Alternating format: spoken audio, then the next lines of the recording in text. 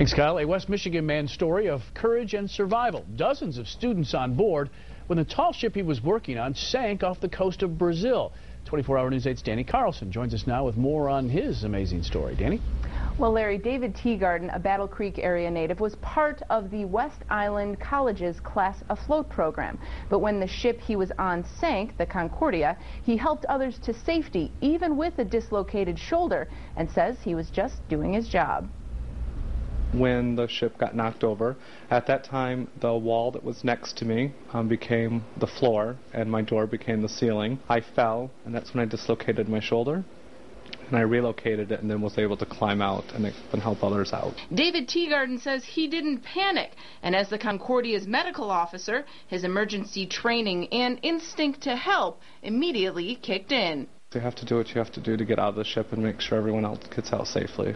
The nearly 190-foot tall ship was knocked over by a microburst about 300 miles off the coast of Brazil. But all 64 people on board, most of them teen students, survived.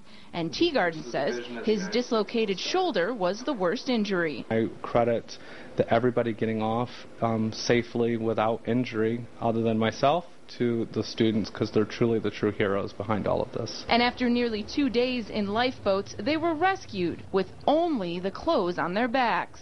Everything that was important to me, other than myself and my family, I lost on the ship. But even after all he went through, Teegarden says nothing can dampen his spirits on sailing and the sea. This is a freak accident that happens.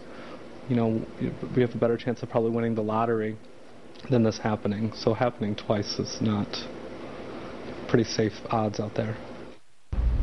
Now, Teegarden told us he still has some pain in his shoulder and plans to have it evaluated soon, and he does plan to pursue his career as a merchant mariner in the future.